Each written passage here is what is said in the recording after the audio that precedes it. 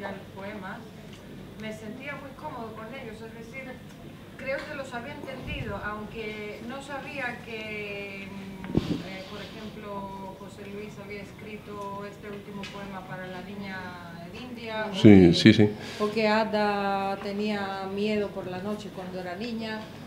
Entendí algo yo que quizás no fue exactamente la razón por la que escribieron el poema, pero el poema... Es decir, ¿por qué se obstinan en explicar el poema? ¿No? Sí, esa es una pregunta que os deja en bragas, ¿no? La agonía de explicarlo. A ver, hay un grandísimo poeta que murió hace no mucho, en el 2001, ¿puede ser? Claudio Rodríguez. En el 2001. Claudio Rodríguez era, por desgracia, un poeta inmenso delante del cual yo leí unos poemas y me eché una bronca por eso mismo. Cuando terminé la lectura me dijo, pero ¿tú qué haces, niña? Tú no tienes nada que decir sobre los poemas, tú tienes que leer los poemas, ¿no? Yo durante mucho tiempo después le he vuelto a hacer caso y luego ha vuelto otra vez de vez en cuando esta necesidad, primero porque normalmente quien organiza los actos te lo pide, es una cosa muy curiosa. Si haces algún comentario mejor, porque así a pelo, en este caso no. No, en este caso no, porque además Juanvi es poeta y sabe mucho y tal. Pero luego también yo creo que existe una especie, no sé cómo decirlo, una especie de complejo de inferioridad o como de cosa, como decir, ay, a ver si acaso va a ser una distancia excesiva. Somos bastante tontos, o sea, yo creo que no hay una razón de peso para hacerlo. De hecho, yo, por ejemplo, he elegido aquí poemas de los que yo podía decir algo, porque en la mayoría de los poemas que yo escribo no puedo decir absolutamente nada. Lo único que puedo hacer es leer el poema y ya está. No sé, a ver, Joan. Con este se puede, ¿no? Yo quiero decir, todo poema tiene múltiples lecturas, no solo única, el lector tiene una.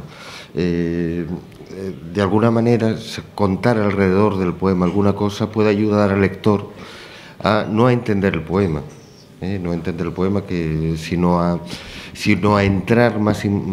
entrar de alguna manera en él, y a partir de ahí seguramente ya hará él otra lectura, ¿no? Pero yo creo que de alguna manera proponer un horizonte de expectativas está bien. De algo hay que hablar. La literatura son palabras sobre palabra, y se habla sobre los poemas, y bueno, a veces uno intenta ser útil con sus explicaciones e incluso los titubeos que se tienen sobre yo no entiendo, lo que decía, no entiendo, ya da una pista, clarifica al lector hacia dónde debe ir, hacia qué tipo de luz, hacia qué tipo de oscuridad. Creo que, bueno, que nunca está de más hablar de poesía. No nos tenemos que olvidar de una cosa, ¿no?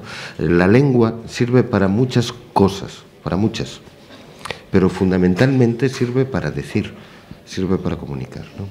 Sí, pero yo sostengo que hay una especie de complejo, ¿eh? No es complejo. Yo lo sostengo. Le pregunté por eso, porque me acordé de la agonía que yo tenía en la clase de literatura en la escuela, cuando sabía, después de la lectura de un poema, que venía la pregunta del profesor, ¿qué quiere decir el poeta? Y eso me mataba. Tienes toda la razón, toda la razón. Toda la razón. Por eso pregunté. ¿Acaso cuando vas a una exposición hay un pintor al lado del cuadro explicándote lo que ha querido decir en el cuadro? Es que no sé por qué. O una melodía, cuando uno escucha una melodía de un músico, el músico te explica, no lo sé. Yo creo que hay una especie de... como el poema. Si supieras decirlo, lo hubieras dicho, no hubiera compuesto una música. Efectivamente. Sí. Y el poema debe ser absolutamente independiente y autónomo por sí mismo. No sé, supongo que buscamos una comunicación más allá del mismo poema. No sé. Yo creo que hay una excepción en la que yo defendería la explicación de un poema. No tanto por meternos en explicarle al lector lo que desde nuestra ignorancia como autores le damos el sentido de lo que damos a cada uno de los versos. A mí me ocurre cuando leo y encuentro alguna palabra difícil, alguna referencia que no conozco, he de buscar la manera de conectarme con la realidad. Yo creo que hay determinadas explicaciones que sí hay que dar, ¿no? Siempre sin reventar el poema, siempre sin meter. Pero yo creo que hay circunstancias. Uno de mis libros, la poesía está completamente anotada, continuamente anotada. Porque me veo obligado a explicar a un lector, no he de dar por supuesto que un lector no sabe qué es Atocha, o qué es El Pozo, o qué es un Dermulei. En este poema he de explicar qué es Dermulei, porque entiendo que posiblemente el ciudadano occidental medio no lo conoce, ¿no? Y es para facilitar. Y yo creo que hay circunstancias de nacimiento que es de vez en cuando importante decirlas. Y el que un poeta como él haya confesado, como tú, haya confesado una circunstancia peculiar que da un poema, a mí, yo como lector, lo agradezco muchísimo, muchísimo. Posiblemente ese poema tuyo ya te lo había leído, pero le da un valor a esta lectura, la posibilidad de tenerte delante, o de tenerte delante a ti, que yo personalmente aprecio, ¿no? De ahí a explicar el mecanismo interno de un poema, está bien para los talleres literarios, pero no para un recital. Claro. Sí, además, yo creo que no se trata de explicar el poema, sino quizá a veces a algunos poemas, si les aclaras la circunstancia, en el acto de la lectura ganan en emoción. El poema que ha leído José Luis, si él escribe, este poema lo escribí en la muerte de mi abuela, es ridículo, escrito, pero dicho, explicado. El poema se mantiene en sí mismo y es bellísimo, pero dicho, añade una emoción al hecho del momento en que la poesía se convierte en voz. En algunas ocasiones va bien, claro, no como hace Ada, que lo explica todo.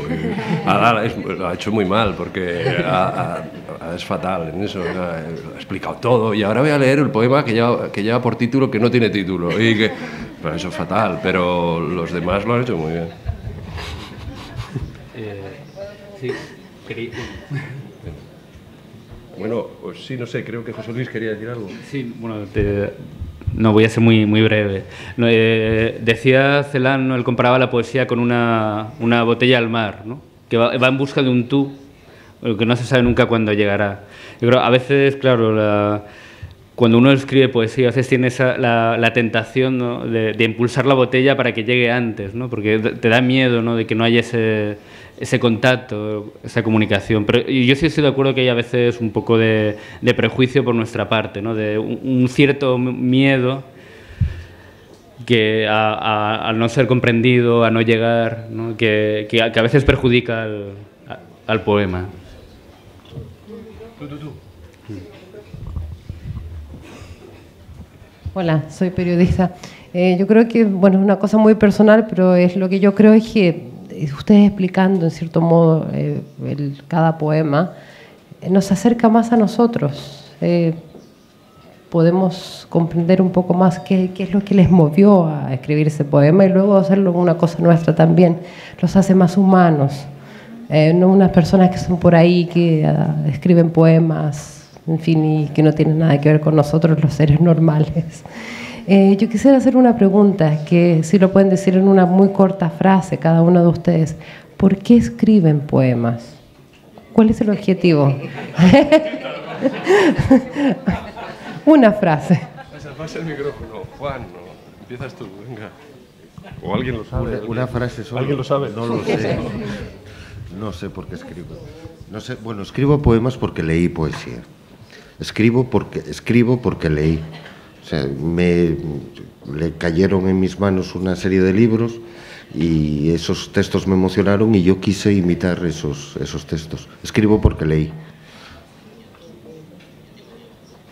Pues a mí me viene al pelo la cita de Litis, la de que la poesía me permite acceder a una existencia dentro de la propia existencia. Para mí la poesía multiplica mi vida, me hace crecer en el vértigo y me lleva a un lugar de mí misma y a través de mí misma, del otro, de los otros y del mundo, al que solo puedo acceder a través del poema. Y es una experiencia fascinante. Y si no escribiera, pues no sé, sería más pequeñita, seguramente. Me lo preguntaron 1000 veces y siempre doy la misma respuesta. Yo no sé por qué escribo. Tengo muy claro para qué escribo, pero por qué yo escribo poesía no lo sé. Pero para qué te puedo dar hasta una charla.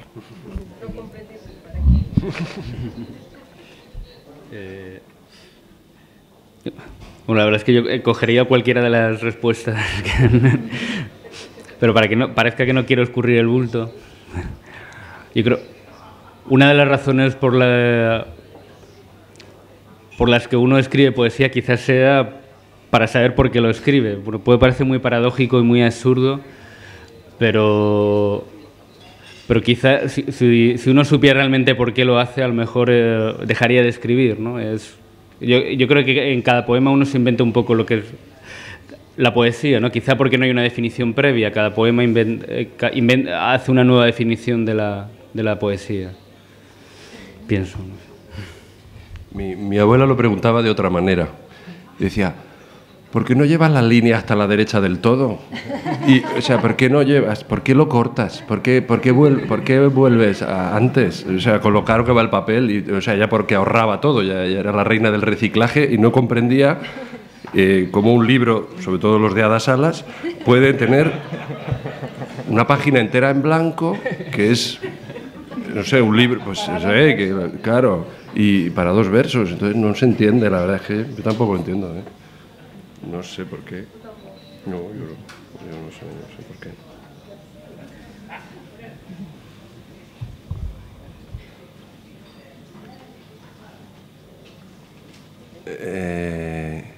Si alguien quiere decir algo más, bien, y si no, Ananá, venga. ¿Cómo es ser poeta hoy en España? Es decir, ¿les aprecian? Pregunta cómo es ser poeta hoy en España, que si les aprecian, si son famosos. No famosos obligatoriamente, pero es una cosa que para la gente da prestigio.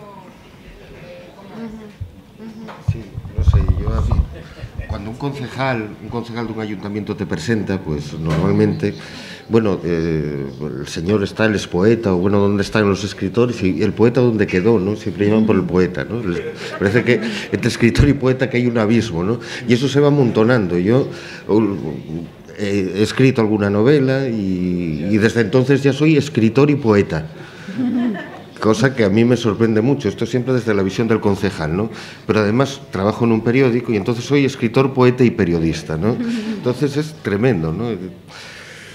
Yo creo, de todas maneras, en España la poesía tiene un prestigio social que, por lo que yo advierto, en otros sitios no existe. Quiero decir, en Francia, en este momento, la poesía contemporánea es muy difícil encontrar libros de poesía en las librerías, no de poesía clásica, quiero decir, a Baudelaire y a Rimbaud lo encuentras, pero la poesía que se está escribiendo inmediatamente, que pues es muy difícil encontrarlo, ¿no? Y me parece que esa situación que se da en Francia, en España no se da. Yo creo que la poesía sí tiene un prestigio, lo que pasa que no tiene una canalización editorial que debiera, ¿no? Que no la tiene. No sé si te contesté. Lo del prestigio es una cosa ya vieja, pero es una cosa sorprendente. Por ejemplo, Juan Ramón Jiménez, que es un grandísimo poeta, se supone, español del siglo XX, pues claro, hablas de Juan Ramón Jiménez o de Antonio Machado o de Lorca, ¿no? Luego nadie los lee. Eso no nos podemos engañar, pero en todas las ciudades hay una calle, Antonio Machado, una estatua, o no digamos Federico García Lorca, etcétera. Es una cosa que yo me he preguntado mucho, ¿a qué se debe esto? ¿A qué se debe esta diferencia entre prestigio y luego que de verdad se lea? Y luego, con respecto a los poetas de ahora, pues sí, yo creo que prestigio debemos de tener. Ahora, morirnos de hambre, podéis imaginar cómo es la cosa, ¿no? Existe también una cosa que yo la discuto a veces con los compañeros, ¿no? Que es una sensación de que... pero es que esto es muy difícil de explicar, así que creo que no me voy a meter ahí. Luego me lo voy a pensar y entramos por ahí. Dice José Luis que tiene algo que decir. Bueno, yo creo que es una situación compleja y a veces difícil de entender, ¿no? Yo estoy de acuerdo que hay un cierto prestigio social en España con la poesía, pero es un prestigio muy ambiguo, muy raro, a veces muy superficial, ¿no? Por ejemplo, se ha puesto un poco de moda que determinados políticos, ¿no? Citen a sus poetas preferidos o de pronto delante de las cámaras, ¿no? Pues citen a un poeta, ¿no? A Luis Alberto. Sobre todo Cernuda. Sí. Pobre Cernuda, con el destino que tuvo. Pero claro, una cosa es ese prestigio, ¿no? Que más o menos aparente, ¿no? Y otro lo real, ¿no? Efectivamente, hay las calles, ¿no? de pueblos, de ciudades tan llenas de Machado, Juan Ramón Jiménez, y que se les lea es otra cosa. A mí, bueno, me llamó mucho la atención la semana pasada. Yo trabajo como profesor de secundaria. Y uno de mis alumnos me preguntó que si ahora había poetas. Porque, claro, sí, creen que están todos muertos, que hace... Los últimos, claro, les suenan del 27, Lorca, más o menos, ¿no? Y porque le fusilaron, que si no, pues no sé, algunos no sé si les sonaría.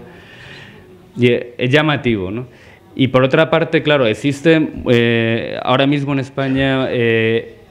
muchísimas publicaciones poéticas, tanto de libros, de revistas, en Internet.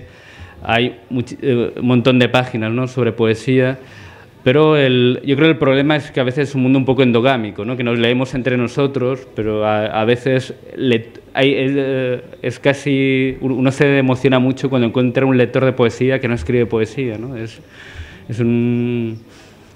No es tan frecuente. Es el único arte donde hay más gente que escribe que lee. Quique, cuéntanos algo. No, me preguntaba que para quién habría que lanzarle esa pregunta. Para la mayor parte de la gente con la que yo convivo, un poeta no existe. Los poetas no existen. No sé si llegan a pensar si están muertos o no. Yo me imagino que existen códigos de prestigio en la comunidad de los poetas. Y en efecto, sigo lo que Juan vi.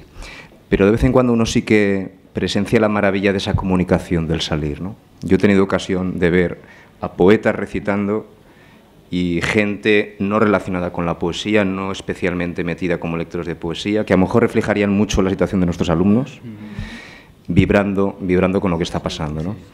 Y entonces ese prestigio que sí que se percibe no es ese prestigio que yo percibo cuando se habla del mundo literario, ¿no? Que es completamente nauseabundo, si lo pensáis bien es nauseabundo, ¿no?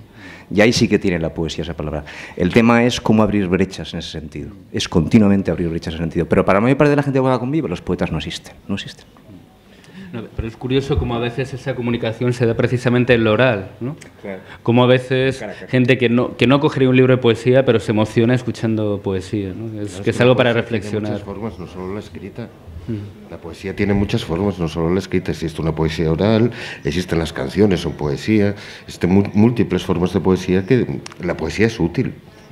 Es decir, la poesía es útil y la poesía es algo necesario, que en España, en Francia, en Grecia, en todos los sitios funciona.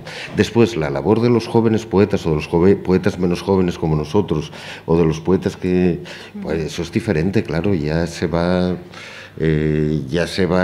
hay poetas que se leen más y se leen menos, pero de cualquier manera, a mí me da la impresión, comparando con otros países, y hacemos bien en quejarnos, porque así igual nos hacen un poco más de caso, pero me da la impresión de que en España hay muchos lectores de poesía muy fieles, considerando siempre que cuando digo muchos, son pocos, aquello de hablar para una inmensa minoría que decía Blas de Otero, ¿no? Pero esa inmensa minoría siempre fue, hoy por hoy es más amplia que nunca. Nosotros tenemos más lectores de los que Garcilaso tuvo en su época, bastantes más, y bueno, eso es algo que está ahí, ¿no? Yo creo que la poesía no tiene público, tiene lectores, que es distinto. Es decir, no tiene un público masivo, sino que tiene gente fiel que en soledad es un hilo umbilical entre soledades. Entonces, por eso también los poetas se ponen tan nerviosos y explican sus poemas cuando se encuentran con una tribu de túes que los están escuchando, pero no dan crédito, ¿no? Porque están acostumbrados a un oficio fantasmal, que es escribir a solas en su cuarto, o, bueno, no, algunos están más habituados a lo mejor a leer en público y tal, pero es un poco raro. De todas maneras, el poeta, yo creo que la poesía es fundamental, pero el poeta menos. Y el poeta creo que, ¿cómo decirte? Es como uno pues que lleva, yo qué sé, que tiene sus ceniceros, sus zapatillas por casa, que hace su lucha política o hace su lucha amorosa y que es, pues eso, como el manzano que da manzanas, no tiene mucho mérito. Y creo que lo importante es la poesía y, como dice Juan, yo creo que el poeta, hay una frase cuando éramos niños que resume perfectamente el prestigio del poeta. Cuando éramos niños se decía, ¿tú eres poeta? Sí, abróchate la bragueta. Eso se resume el prestigio del poeta en España.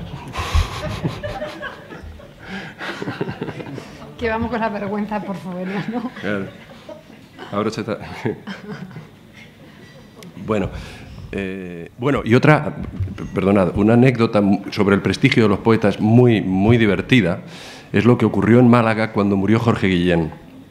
Jorge Guillén era uno de los últimos representantes vivos de la generación del 27, un poeta muy difícil, muy poco leído incluso por los poetas, porque es realmente hermético, en fin, difícil de leer.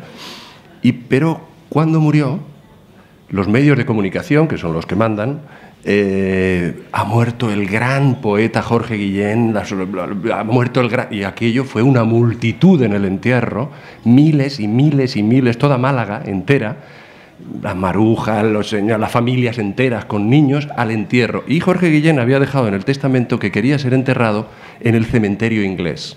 Y eso lo dijeron los periódicos y tal, en el cementerio laico de Málaga. Y entonces un amigo, que ya murió, Rafael Pérez Estrada, escuchó la siguiente conversación.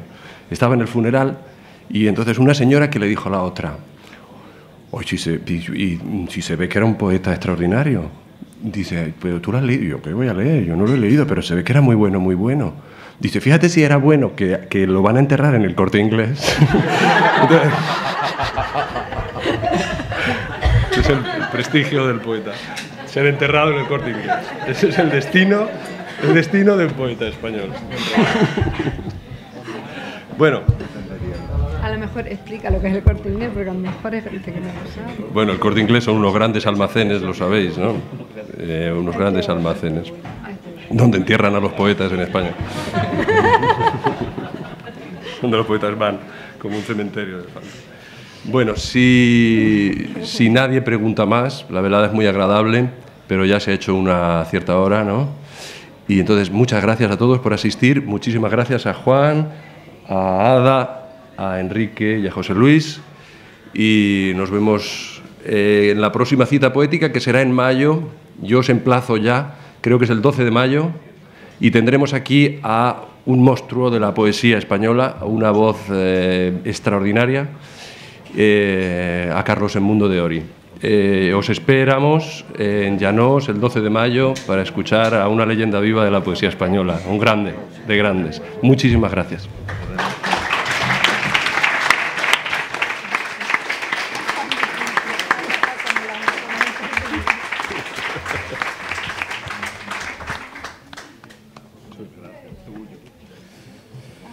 Bueno, ya estamos, ¿verdad?